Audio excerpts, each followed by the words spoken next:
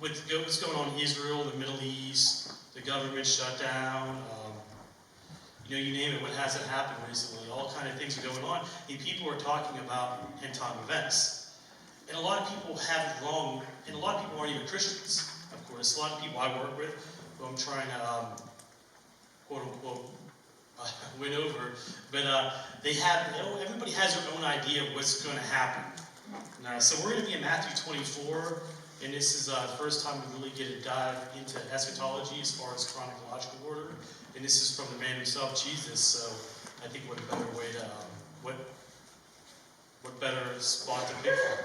I thought about like Philippians or Revelation, but Matthew 24 in prayer is kind of one really sticking out to me. And one thing as a disclaimer, usually this topic would take 4 or 5 weeks. I tried my best to condense it without any practice. My first service was the first time I really put it all from pen and paper into practice. So I pray for the Holy Spirit I don't skim over anything that is that I need to talk about, or I don't misrepresentation of the gospel. And another thing to do with eschatology is a lot of opinions on it. There's some facts in Scripture. We know, who God created the universe, and Jesus who died on our behalf. We know it's a fact. He lived a perfect life and died for our sins. That's unshakable ground. Sometimes we get in the tribulation, pre-trib rapture, and so on. People have different opinions on this and that. But I'm going to give you when I hit those notions, but I'm going to be sure you guys know it's my opinion, because it's disingenuous to be up here and speak anything as truth if it's my opinion. And I'll tell a little bit why. But there's also, obviously, in Matthew 24, some certain things to take light of. Okay, but first, before we go into chapter 24, in chapter 22 and chapter 23, for context's sake, Jesus was confronted by the Sadducees at first, and they were trying to trip him up and different things about the resurrection. They believed there was no resurrection, and Jesus quite literally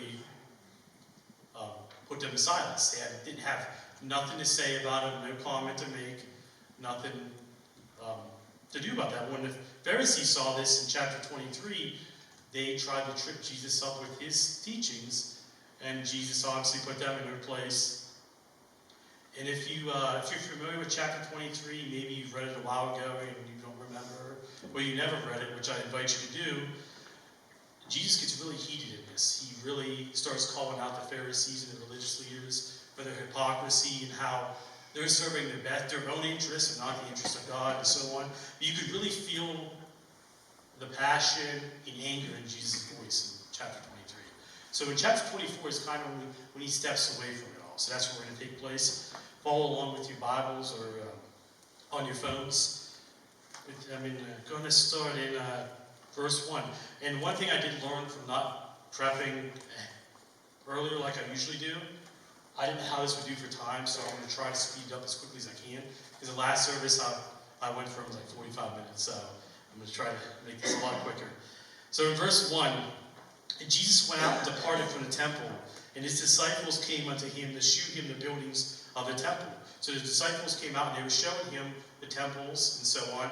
Like, look, here's what we built you for God. And I believe this is an attempt for the disciples to ease the tension, because Jesus beforehand just got done really giving it to the Pharisees. So Jesus was pretty riled up, to say the least. But it probably, in verse 2, it flipped things on its head a little bit. And Jesus said unto them, see ye now all these things? Verily I say unto you, there shall be not here one stone left upon another that shall not be thrown down. Now he's talking about the temple. He's saying in the temple, every stone shall be thrown down. Now, in 70 AD, this would come to pass, which would be 40 years after Jesus made his prophecy. The Emperor Titus sent his Roman troops in there, and they drove out the Jews. They killed a lot of them. And on the Mount of Olives, they actually went down and they hewed down most of the trees. The Mount of Olives is about 2.5 miles long, and they used natural olive oils that are in the olive wood, and they stoked the fires, and they kind of heaped it over the temple when it was destroyed. And the reason for that is when the temple was first built by King Solomon, it was refurbished by King Herod, and it was laced with gold, had all kind of golden intricate things inside the temple. So all the gold melted, and that was their purpose. They were smelting the gold, and it went down into the crevices of the rocks. So quite literally, they were up, when everything cooled off, they cleared away the ashes, and they took out all the rocks, and they were chiseling out the gold that was in there, and that was part of the plunder for the Roman soldiers. So when Jesus said there literally will not be one stone that isn't turned over and thrown down, he quite literally meant that. And it meant, who would have thought that it would have come to pass in that accurate statement. By the way, the temple was no small feat either. It was 40 feet long, 30 feet wide, and 45 feet high, which it doesn't seem like too big, but back in the day, there wasn't a lot of large structures. Most people lived in 12 by 12 housing, and that was a whole family.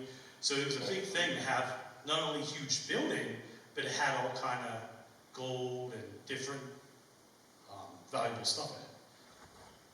So anyway, the disciples were kind of thrown through a loop here. In verse 3, as he sat upon the Mount of Olives, disciples came to him privately, saying, now, they're going to tell him, ask him questions because they're really curious, and he just totally upended their world. It seems like you're asking a deep theological question here before I read on, but this is kind of in the same sense like in the end time events of Revelations. We don't see any hint of America or anything in there. We see other countries represented, and just like, and I'm a proud patriot, if somebody said, America will not be around in 100 years, I would totally, well, that must be the end of the world. Like, what's going on there? And that's kind of how they took it. They know that a lot of things are going to be shaken up. So they're going to ask a series of 3 questions, but they meant it, I believe, as one. And continuing in verse 3, I'm going to read the whole thing again. And as he sat upon the Mount of Olives, the disciples came to him privately, saying, tell us, what shall these things be? That was the first question. And what shall be the sign of thy coming? The second one. And of the end of the world. It's phrased as one question, but Jesus is going to answer this in 3 different categories, because they're not going to be all the same. 70 AD, he's going to talk about how the destruction of the temple. It's obviously not the tribulation.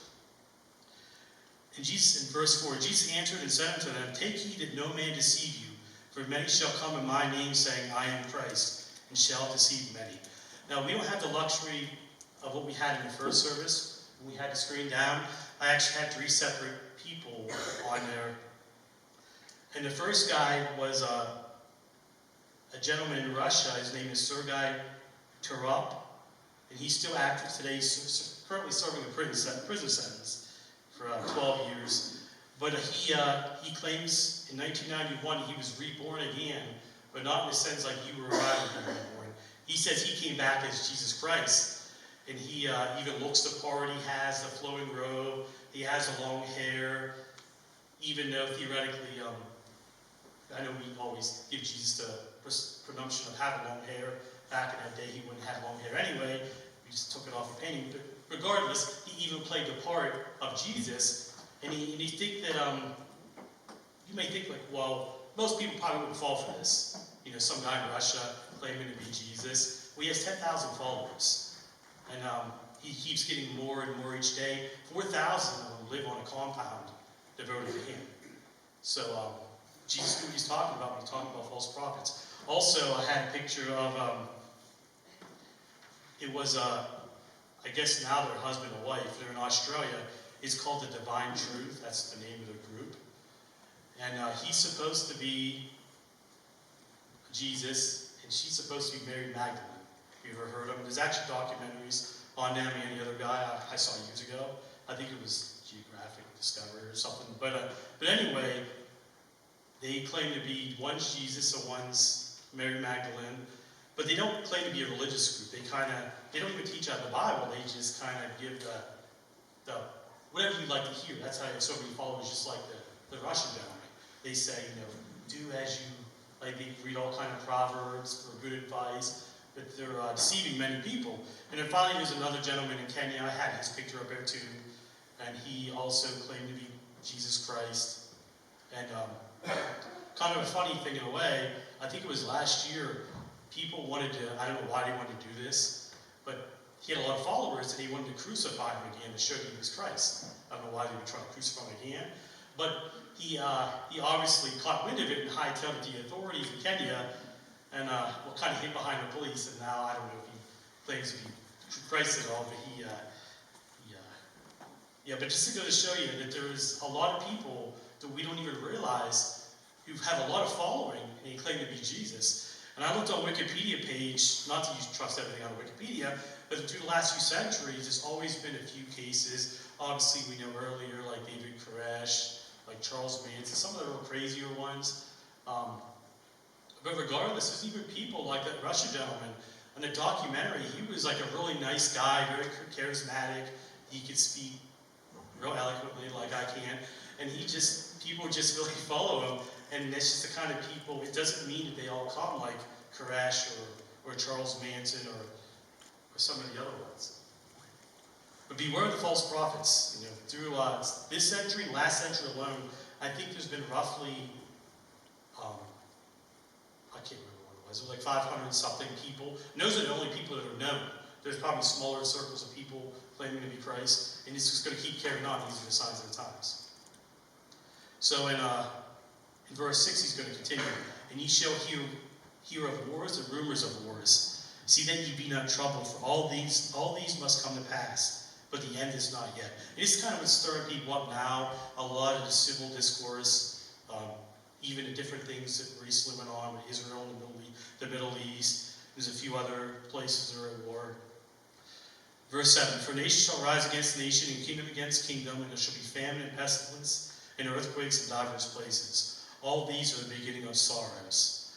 If you have an NIV or an ESV, I believe the translation in verse 8 would, all these are the beginning of birth pains. And I think that's a very good translation too, because I think it's called the Braxton Hicks effect. I could be wrong, so correct me. But whenever you're months out from your pregnancy, you will have those contractions. You'll feel them. I can't speak to experience, I'm just thinking of what words.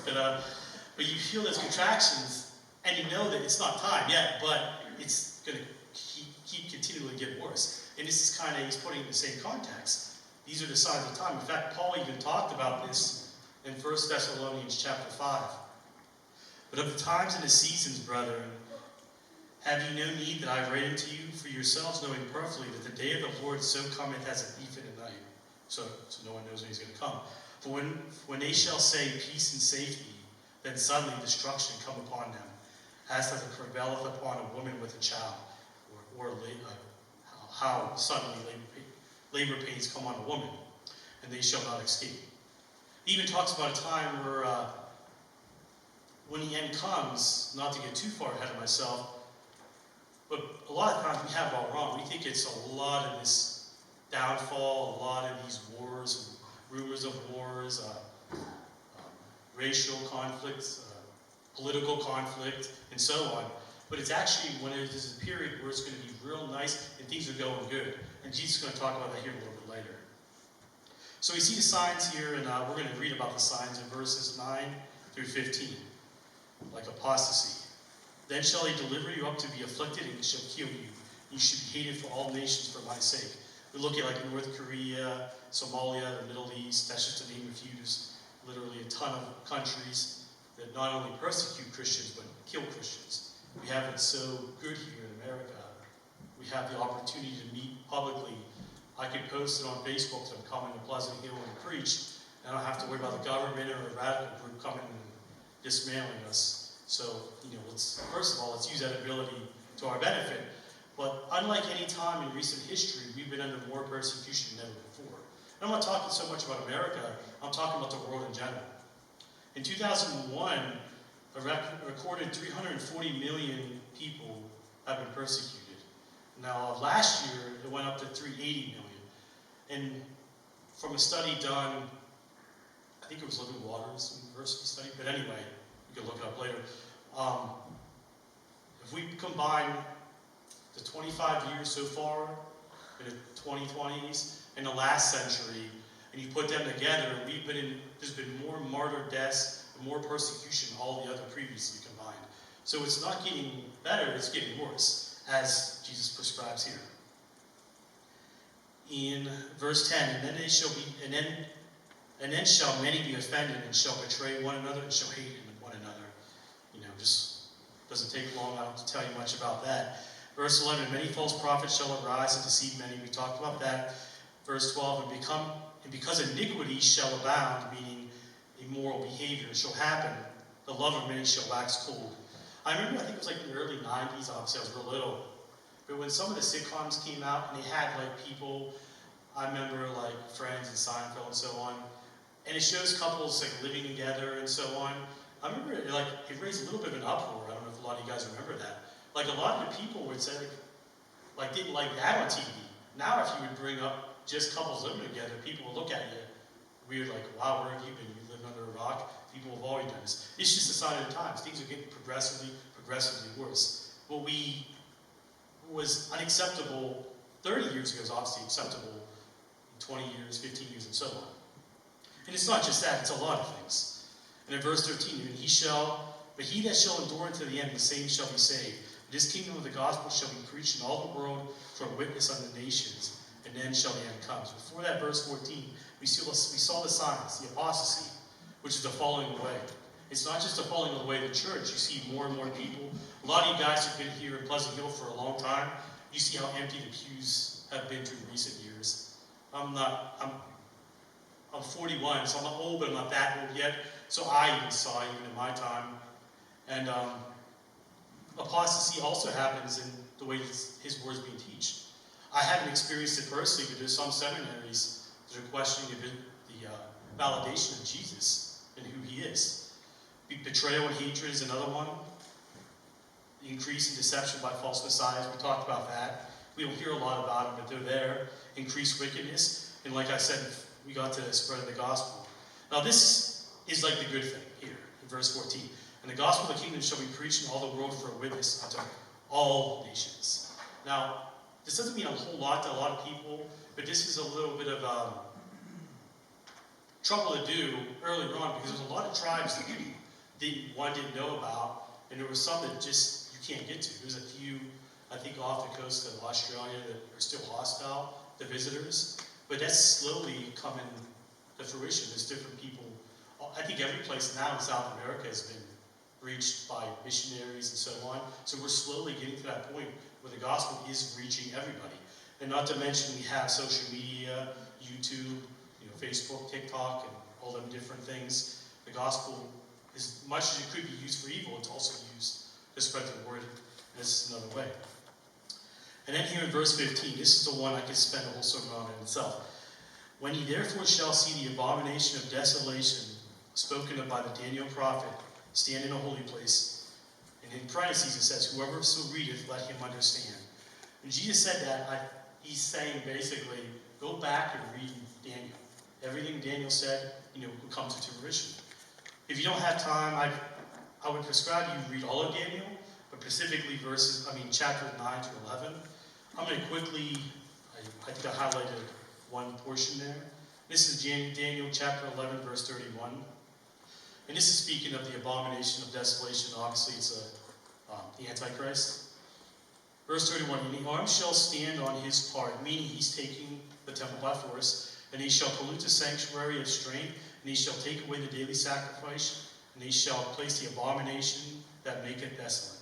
Now, obviously, he's talking about, the time during the tribulation when the temple is either rebuilt or what's there now will be made into the temple, or the Jewish temple. The temple, for your information, the temple hasn't been there since 70 AD.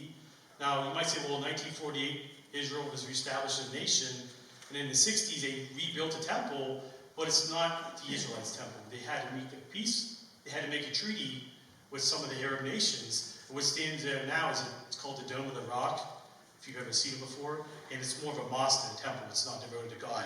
So when that time, when the future tense happens, the Antichrist will allow the Jewish people to serve and to make their sacrifices, and at the halfway point, he'll take away that moment, and he, or an image of himself, will be placed in that temple to be worshipped, and you have to worship this. So it's something that you will not have a choice on.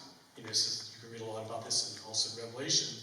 This is those who don't take the mark of the beast, and But here's where I differ in some theologians. Some theologians here, starting from verse 16 on to about, I want to say 21, 22, this all pertains to the nation of Israel here. And some people believe that this happened in what I'm about to read in 70 AD to 135 AD. And he believed that happened when Titus took over. I'm going to tell you in a second why I don't believe that. Maybe if you do, doesn't mean you're not a Christian. It's just, or I'm not a Christian, it just means we have different opinions on this verse. So verse 16. Then let them which are that be in Judea flee into the mountains. Are you in Judea? Any of you guys live in Judea? I'm not from, I'm from Johnstown. I live in Oakland, Pennsylvania, Johnstown. This is meant for the Israelites. Judea is a mountainous region of Israel, and he's telling them during this time, during the tribulation, to flee into the mountains. Reading on verse 17. Let him which is on the housetop not come down to take anything out of his house. So he's saying when this stuff happens, it's going to be a bad time. Don't even go down and take something from your house. You go and flee. Neither let them which are in the field return back to take his clothes. And woe to them which are with child, and to them to give suck in those days. But it's going to be harder to run with a child when you're nursing an infant. So, verse 20, but pray ye that your flight be not into winter, nor on a Sabbath day. Now, we respect the Sabbath law. We respect, obviously, Sabbath is on a Sunday. On a Saturday, not even on a Sunday. But the Sabbath, we don't uphold it as guarded as the Jews. Or maybe there's people in like the Seventh-day Adventist, they hold their worship on a Saturday. They even have high regards to the worship on Saturday. You could tell this is more to the Israelites. And we also read this in when Paul writes Colossians. Actually, I'm not going to do Colossians. I'm going to read Mark chapter 2, verse 27. And this is what Jesus said. It's not what Paul said, obviously, in the Gospels. And Jesus said unto them, the Sabbath was made for man, and not man for the Sabbath. So after we obviously live in a New Testament age, we're no longer under the works of the law, but under the works of grace. Hopefully we all understand that. We know that. We no longer, it's like we're not like the Judaizers, we're not practicing circumcision, we're not fulfilling any religious holiday laws. Like when we do love feasts here, we explain why we do. We're not doing it because we're Christian, we do it as an example of the humility of Christ. In the same way, I'll let Paul explain. Paul says in Romans chapter 14, verse 5, one man esteems one day above another, meaning day you choose to worship. Another one esteems every day alike. Let every man be fully persuaded in his own mind. The Sabbath day in itself isn't necessarily important. If something happened, Lord forbid, and we can't come here on a Sunday, and we hold worship on a Wednesday, it should not matter. Our worship is not on the day itself. As Jesus said, Sabbath was made for man, not man for the Sabbath. In the same sense, when God created the creation in Genesis, he goes through, all of creation, and on the seventh day, what did he do? He rested. Do you think God needed to rest on the seventh day? And he could snap his fingers. And it would be, he did this as an example.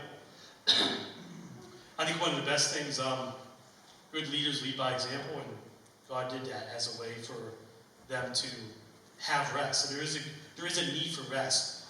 But in verse 21, but then there shall be great tribulation, such as not seen since the beginning of the world to this time, nor shall ever be. So, like I said, this all speaks of Israel. Remember, Israel would not, I'm a pre-trib guy, I believe that the church will be raptured out before the tribulation. If you don't hold to that, that's fine, but that's what I believe through my study of scriptures. And Israel is not, no matter what you think about it, Israel is not in there. Remember, most Israelites, I'm talking, practicing Messianic Jews, do not believe yet that Jesus is the Son of God. So they're not going to be raptured yet. Just like there's so many people besides the Jews who are not going to be raptured, but they'll be saved in the tribulation period. A lot of them will have to be martyred and go through a difficult time, but they're not going to be, they're not raptured. And I think a big key why this didn't happen in 70 AD is he talks about how in this time period it was so bad. In verse 21, it says, for then shall be great tribulation, such as not since the beginning of the world, no, nor ever shall be. So this is the worst of the worst. This is the worst it'll ever be, and we haven't experienced that yet. In fact, something worse already happened after Israel to Israel after 70 AD.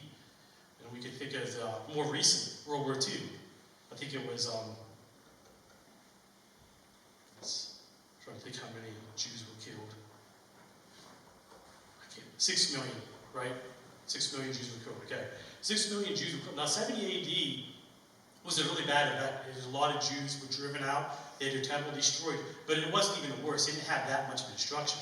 Now a lot of people would say to me like, well, World War II didn't necessarily mean just Israel. It happened throughout the whole Eastern Europe. And that was true, but it was, remember, they were after the steel God's chosen people in there too. So that's why I don't believe this is something that took place in 70 AD. This is a future event that's yet to happen. And also, when Jesus says here in verse 22, and except those days should be shortened, no flesh be saved, but for the elect's sake, those days shall be shortened. So basically, Jesus is saying, those days are going to be so bad that unless he puts a stop to it, no one will be saved, like physical death. But he said for the elect's sake, and what does elect mean? It means people who are saved, born again. And this doesn't just mean Israelites. There's a lot of people in the tribulation who will be saved besides them. People who didn't, for some reason, didn't accept, the gospel for whatever reason. But he puts an end to those days. In verse 23, then if any man shall say unto you, lo, here is Christ, or there, believe it not. It's back to the false Christ. For there shall arise false Christs and false prophets, and show you great signs and wonders, insomuch that if it were possible, they shall deceive even the very elect. So if somebody says, oh look, there's Jesus in Russia there, don't believe it. Jesus is in Australia over there, don't believe it. Jesus is in Kenya down there, don't believe it. And he says, now a lot of times in here, I believe he's talking more of the end time events, because he says about how they will show great signs and wonders, and I believe this is the Antichrist. He does obviously have demonic power, so he does have some power, and he says, if it were possible, you'd even deceive the very elect, which are not going to be deceived. Why? Because they will know his word, even if they forgot it for a time. Like I said, I can't imagine a worse thing than going through the tribulation, or going to church, rejecting the teachings, and then have to go through the tribulation, and then have to relive it and go, wait a minute, they talked about this. And then, so they're not going to be deceived. Okay. Verse 25, behold, I have told you before. Wherefore, if they shall say unto you, behold, he is in the desert, go not forth. Behold, he is in the secret chambers, believe it not. For as lightning cometh out of the east and shining unto the west, so shall the coming of the Son of Man be. Wherever the carcass is, the eagles will be gathered together. Okay, so this portion here in verse 27, so as the lightning comes out of the east and shines unto the west, this is like an unmistakable thing. When Jesus comes, there's no mistake about it. It's like when the lightning booms. Did you ever we're doing something, maybe you're working in the yard, and a quick crack of the lightning and a flash of lightning happens. Well, imagine that all over the world at the same exact time. That's how it'll be when Jesus comes. Everybody, it's unmistakable. You will not have to question, is that Jesus? You will know. You won't have to say, oh, he's probably in Russia, or he's there or there. You know when he's coming. And that's kind of what Jesus is lying to. And he uses the euphemism, where the carcass is, the eagles will be gathered. You might see more vultures. Basically saying, look at the signs. The signs are here. Pay attention to them. But there is an area that we sometimes fall for. Moving on. Immediately after the tribulation, those days the sun shall be darkened, the moon shall not give her light, and the stars shall fall from heaven, and the powers of the heavens shall be shaken. I believe a lot of this is very dark, and obviously you don't want to be around this time. And if you are, or you're not a believer, but hopefully you'll have to see that. And then shall appear in the sign of the Son of Man in heaven. I don't know what that is. I've heard a few theories, but I'm not even going to speculate what that means. Verse 30. Then shall appear the sign of the Son of Man in heaven, except for him physically coming down himself. That's the only thing I can grasp. And then you'll see the Son of Man coming in the clouds of heaven with power and great glory. And you could also, I'm not going to do it because of lack of time, you can see where Zechariah prophesied this, Zechariah 14, what I just read. And he shall send his angels with a great sound of a trumpet, and he shall gather together his elect from the four winds and from one end of heaven to the other. Now I'm going to quickly go through the parables because I have a lot to discuss in a very minimal amount of time. Now learn the parable of the fig tree. When its branches are yet tender and putteth forth leaves, you know that summer is near. Obviously, he's putting together something that they would know. Just like if we were in a state of coma and we were out of it for years.